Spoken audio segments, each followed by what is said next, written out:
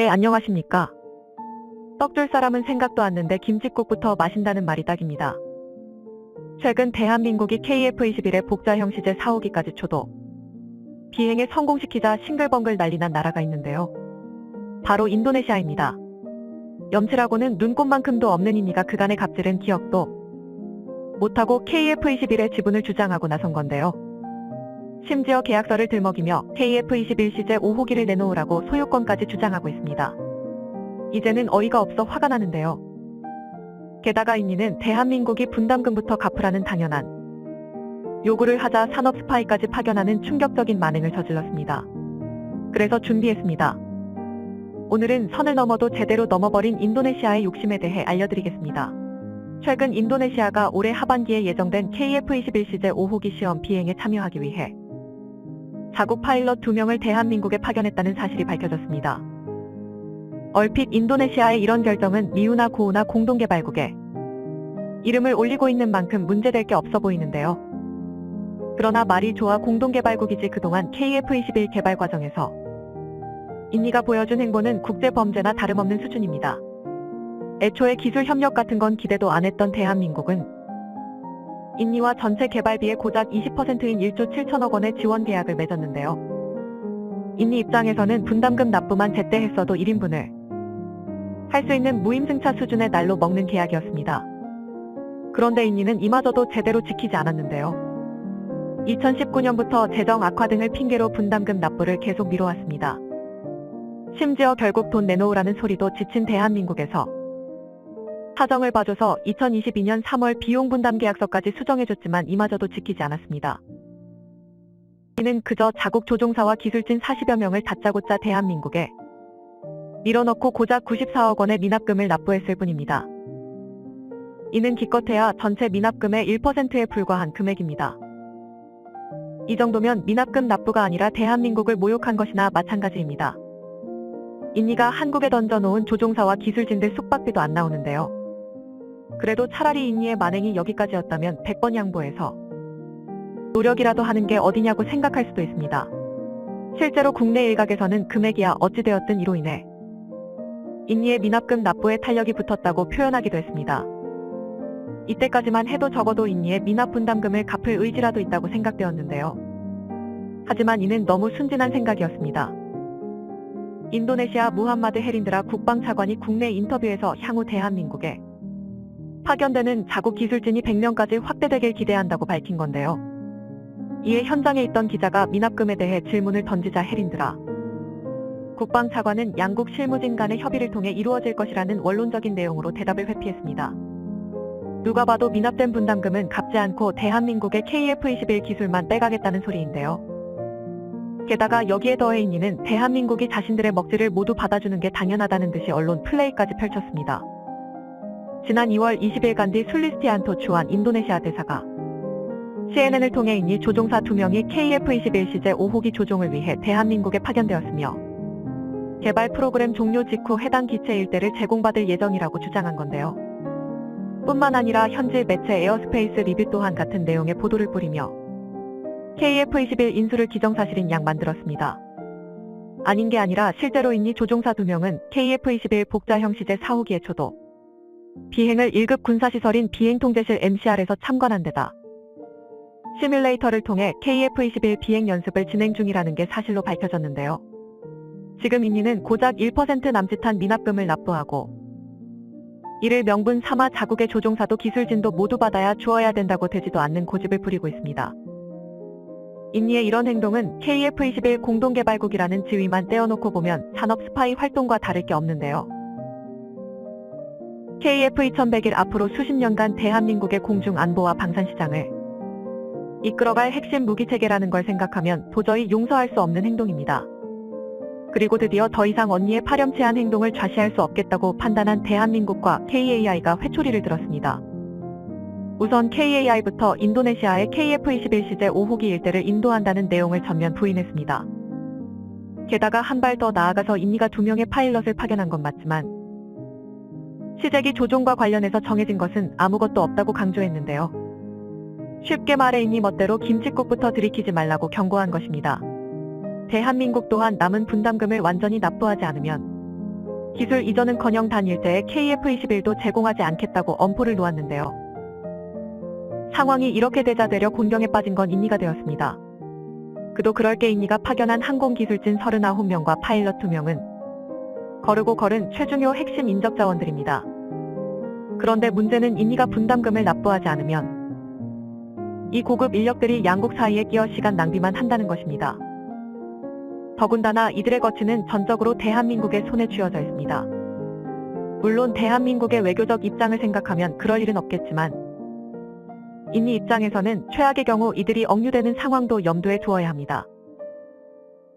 얼떨결에 인니가 제 손으로 인지를 갖다 바친 셈인데요. 언니의 시제기 탑승 요청에도 헛물켜지 말라고 경고할 수 있는 이유이기도 합니다. 인니는 이제야 사태가 심상치 않다는 걸 깨닫고 KF-21 프로그램 지속 협력이라는 등 약속의 증거로 지난해 분담금을 일부 지불했고 엔지니어를 한국에 파견한 것이다라는 등 화해의 손길을 내밀고 있는데요. 그러나 버스는 이미 떠나간 지 오래입니다.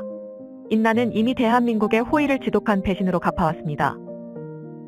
일례로 지난 2022년 11월에는 INDO Defense 2021을 개최하면서 독자 설계했다고 주장하는 I-22 시카탄 스텔스 전투기의 목업을 공개하기까지 했는데요. 문제는 발표 시점이었습니다.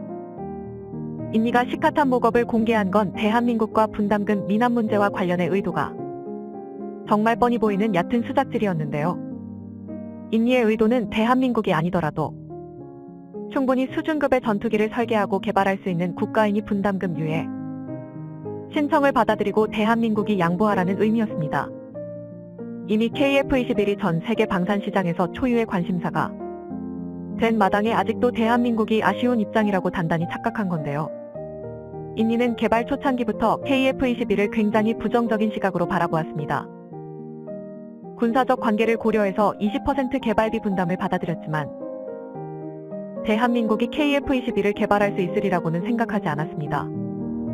만에 하나 KF-21 개발이 성공하더라도 그저 그런 결함투성이 전투기가 탄생하리라 생각했는데요.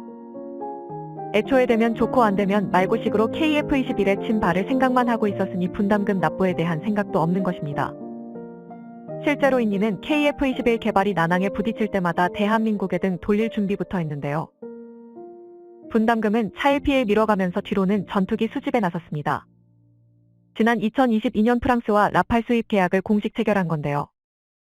표면적인 계약 규모만 따져도 무려 42대로 하나 약 10조 5천억 원에 육박하는 금액이었습니다. 단순 계산으로 라팔 7대만 덜 샀어도 KF-21 분담금을 완납하고도 남을 금액이었던 건데요. 심지어 여기서 끝이 아닙니다. 인니는 라팔에 이어 F-15 36대의 도입을 검토 중인 것으로 밝혀졌다요. 미국이 승인한 F-15 수출 규모만 해도 무려 17조 원에 달합니다. 이쯤이면 제발 KF-21 공동개발국에서 자신들을 빼달라고 고사 지내는 수준인데요. 그런다면 원하는 대로 해줘야죠. 애초에 대한민국이 군이 인니를 공동개발국에 끌어들인 건 동남아시아 최대의 방산시장을 갖추고 있기 때문입니다. KF-21의 청사진이 아직 불투명할 때 인니를 수출의 교두보로 삼아서 양산 물량을 확보하자는 배경이 깔려 있었던 건데요. 그런데 우크라이나 전쟁이 발발하면서 국제정세가 급변했습니다. 국제적인 군축 기조는 철회되었고 세계 각국은 등한시했던 군사력을 끌어올리느라 여념이 없는데요. 현재 방산시장은 전례에 없던 대호황을 맞이했다 해도 과언이 아닙니다. 그리고 이로 인해 대한민국 무기체계의 우수성이 재조명되면서 덩달아 KF-21의 수출 가능성도 기하급수적으로 올라가고 있는데요. 이런 상황에서 굳이 갑질을 당하면서까지 인니에 연연할 필요가 없습니다. 심지어 아예 폴란드는 인니 대신 자신들과 KF-21을 개발하자며 공개적인 러브콜을 쏟아내고 있는데요. 대한민국으로서는 KF-21에 달린 국기만 뒤집으면 되는 상황입니다. 더군다나 KF-21 개발에 있어 인니가 그저 개발비 분담과 판매 수요처에 불과했던 것에 반해 폴란드는 적극적인 기술 협력까지 가능합니다. 게다가 폴란드는 FA50 계약에도 전체 구매 대금의 30%, 하나 약 1조 2천억 원에 달하는 금액을 선수금으로 지급할 만큼 만약 대한민국이 폴란드와 KF-21 개발 관련 계약을 진행하게 된다면 유럽 방산 시장 공략도 훨씬 수월해질 텐데요. 결국 분담금도 제대로 지급하지 않고 강자를 부리던 인도네시아는 제 무덤을 스스로 판 꼴이나 다름없게 되었습니다. 물론 국가 단위의 거래라는 점과 외교적인 리스크를 생각한다면 대한민국이 하루아침에 KF-21 개발 파트너를 바꾸지는 않을 것입니다. 그보다는 KF-21 부하길 양산까지 어떻게든 인도네시아를 끌고 갈 가능성이 높습니다. 하지만 중요한 건 선택권이 오롯이 대한민국에 넘어왔다는 것입니다. 이제 아쉬운 쪽은 되려 인도네시아라는 건데요. 뿌린 대로 거둔다는 말처럼 언니는 그동안의 업보를 제대로 맡고 있습니다. 기존의 스-30, 스-27을 운용하고 있었으면서 무슨 생각으로 라팔과 F-15까지 도입했는지는 몰라도 졸지에 인니는 전투기 백화점이 되어버렸습니다. 인이라는 한 나라가 유럽, 미국, 러시아의 전투기를 동시에 운용하는 것입니다. 게다가 경공격기로는 영국의 BAE 호크 200까지 운용하고 있습니다. 여기에 KF-21 양산분을 도입한다면 대한민국까지 추가될 텐데요. 아무리 운용 대수가 적다 하더라도 무려 5개국 전투기의 부품과 탄약, 미사일 등을 수급하고 관리하는 건 불가능합니다. 이건 세계 어떤 군사 전문가에게 물어도 같은 대답을 할 텐데요. 비단 인도네시아라서 생기는 문제가 아니라 장비의 통일은 보급 관리의 기본 중 기본입니다. 이 정도면 한 나라의 공군 편제가 아니라 일반 밀리터리 매니아가 프라모델을 전시해 놓는 진열장과 다를 게 없는데요. 이처럼 대한민국의 뒤통수를 친 나라들은 결국 사필귀정으로 결론이 난다는 게 또다시 확인되었습니다. 부디 인도네시아가 늦게라도 정신을 차리고 KF-21 막차에라도 탑승하길 바라겠습니다. 시청해주셔서 감사합니다. 영상이 도움이 되셨다면 구독과 좋아요 부탁드리며 다음에 더 유익한 영상으로 찾아뵙도록 하겠습니다.